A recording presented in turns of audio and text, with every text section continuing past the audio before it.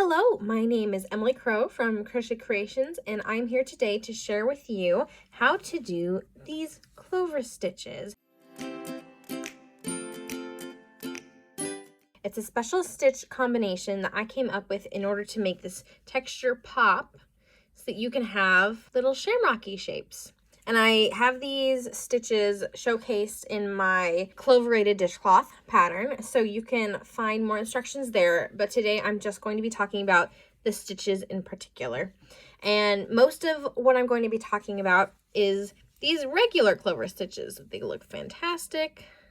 Love this texture. I'll tell you when to change colors for your yarn, and I'll tell you when to change back. This is a crochet pattern. And then on the other hand, because of the way that this piece is constructed, this dish towel, you actually are coming and working the dishcloth stitches on the other side inverted.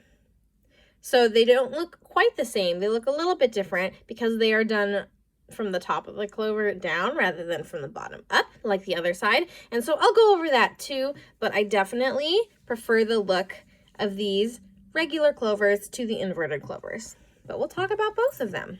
Supplies that you will need. I have some cotton yarn handy, 2 contrasting colors. You can definitely have just a single color, have a more monochrome look to your dishcloth or to whatever you want to use the stitch pattern for. I'm doing 2 different colors so that you can more easily see the contrast and make it easier for you to learn the stitches yourself. And I don't have any more green yarn, so I'm using orange because I thought that that would show up stitch definition wise pretty well on camera for you. So that's what we are starting with. I also have my hook. Make sure to check gauge if you're working on this pattern, but the hook that I recommend is a J hook, a 6.0 millimeter hook. This one's from Clover Amour. It is one of my favorite hooks.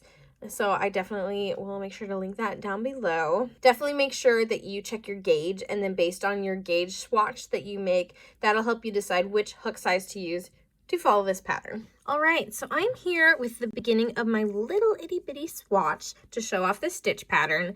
And first of all, I want to talk about carrying the yarn. So in order to do these stitches in the stitch pattern, you need to carry your contrast color through your main color so that when you get to the right spot, you can switch colors, do your contrast color, and then switch back to your main color. So you need to be able to carry one strand of yarn while you're working the other strand of yarn and then be able to switch them interchangeably. So I'm going to talk about that first. So first off, for switching our yarn over, we start in our main color, which is going to be my ecru, and then this orange is going to be my contrast color. And the nice part about crochet is it's really easy to just crochet over your ends and crochet over another color. This is a style of tapestry crochet where you carry the other strands of yarn with you. So I'm just holding it right behind my stitches. You can see my little V's there for the stitches I need. And I'm just going to work my regular single crochet on top of this orange yarn.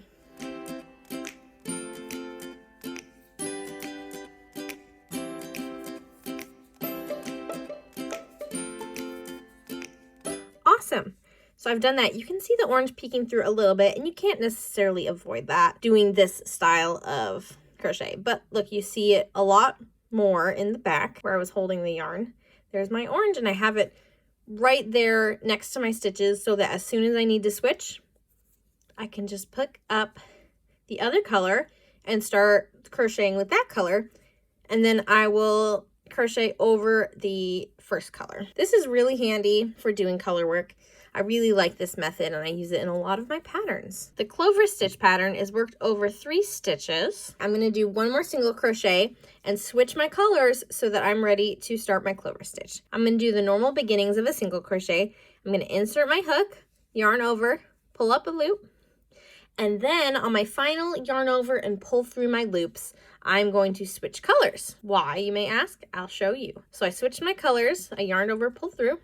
Now I already have my contrast color on my hook and ready to go. So when I do my next stitch, that contrast color loop on top will match the stitches underneath it. Whereas if I just crocheted my last stitch, and then I was like, oops, I have to switch to my orange. Now, if I were to just do a single crochet, look, you have both white and orange on there, which isn't necessarily the cleanest look. And so I prefer to switch colors on the very last yarn over of my single crochet.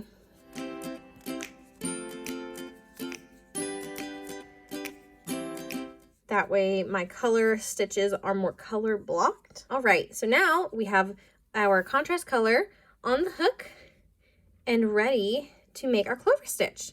So this stitch, I love it. It's just so symmetrical and it makes me happy. You are going to start with a double crochet 4 together and then do a post stitch in the row below and then another double crochet 4 together. Now the double crochet 4 together sounds like a really big complex stitch, but it's really simple when you break it down. Double crochet 4 times, but you're gonna crochet those stitches all together. You're going to do the very first half of the double crochet 4 times, and then you're going to close off all 4 double crochet stitches together. So let me show you that. A normal double crochet, yarn over, insert, pull up a loop, yarn over, pull through 2, yarn over, pull through 2. That's a regular double crochet stitch. But on this, the double crochet 4 together, yarn over, insert hook, pull up a loop, yarn over and pull through 2 loops. You have half of your double crochet. Normally you would yarn over and pull through your loops again to close your double crochet, but because we are doing double crochet 4 together, you are not done yet.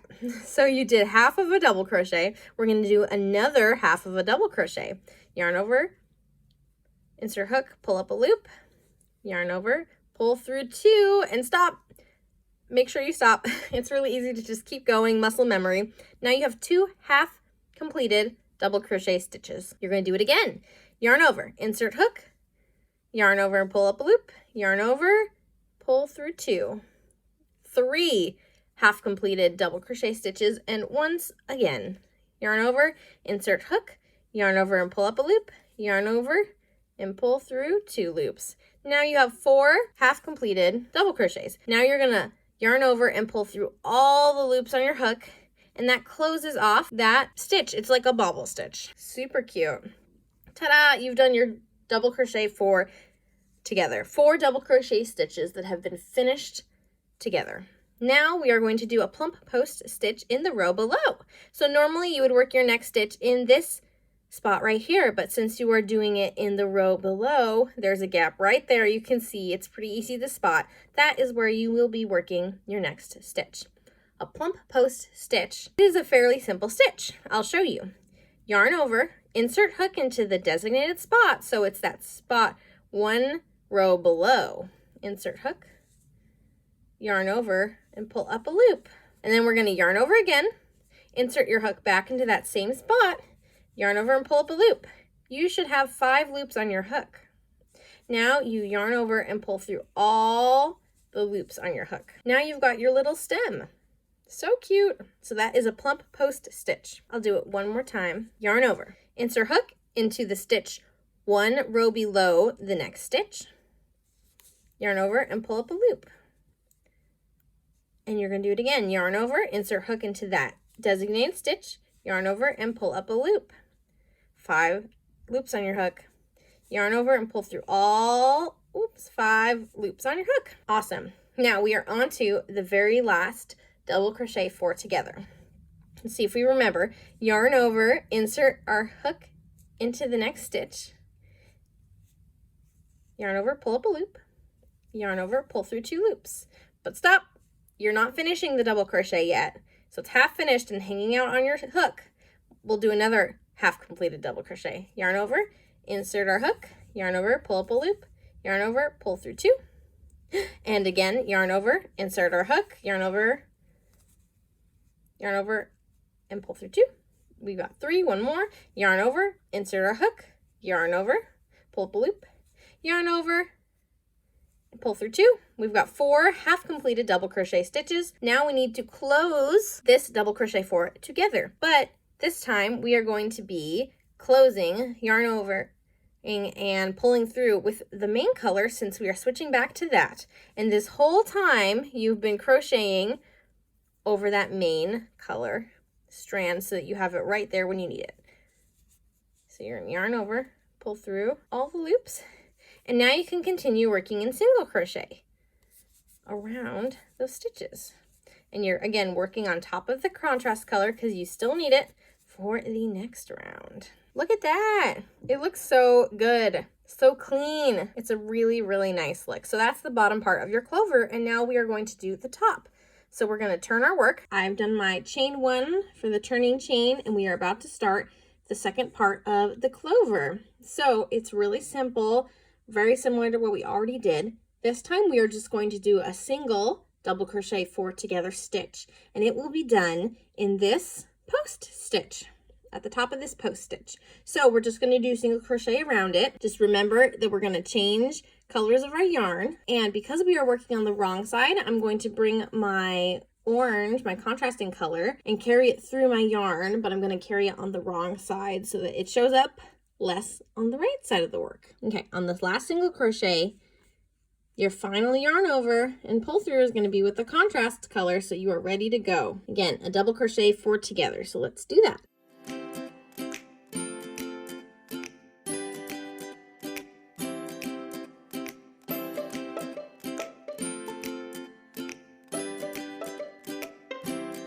For our final pull through, we are going to switch to our main color and pull through and continue in single crochet. All right, so we've done that, and this is all on the wrong side of the work.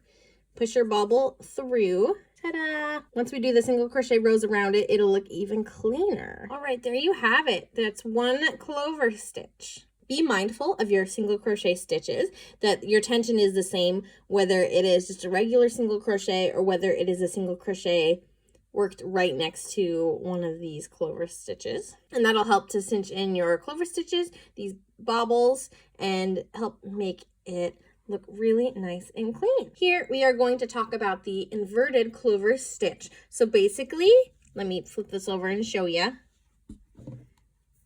This is what it looks like. So it's a little bit different, and that's mostly because you are working the stitch from the top of the clover down. Let me rotate my work so you can see a little better. You are working your rows like this, and so all the steps are inverted, and so that just makes it look a little bit different, but we are going to go over that with you here. Since we already learned how to do the specific stitches, then we'll go through this a little bit quicker, but just so you get a chance to see that as well. So I've already switched to my contrast color, and I am ready to start with my first double crochet 4 together. So since we are doing this inverted, we are just doing 1 double crochet 4 together on this first row.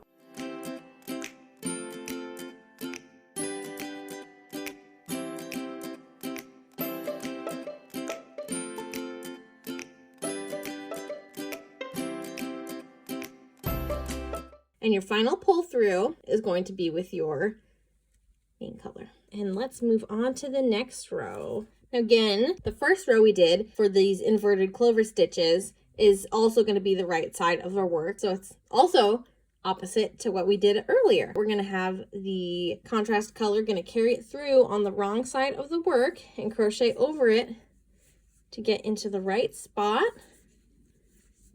to do our next set of stitches. Just like previously, we're going to center our plump post stitch and the very top double crochet 4 together. They'll be centered on each other. We are going to do our 2 double crochet 4 togethers on either side of this first one that we did. And we will just do a single crochet in the middle for now. So let's switch our yarn.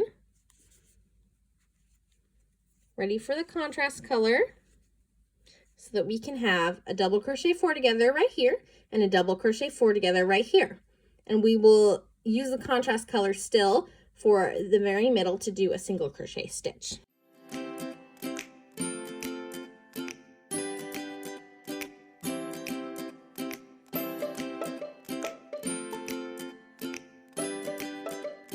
So your final pull through is going to be with your main color.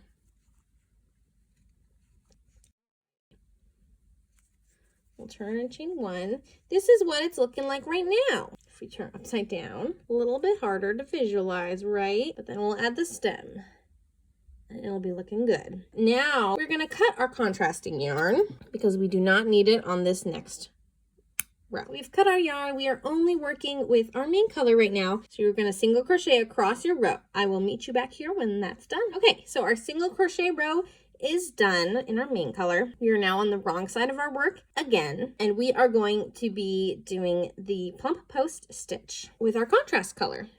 So we're going to bring our contrast color back around, crochet over our yarn so it's available when we need to switch it.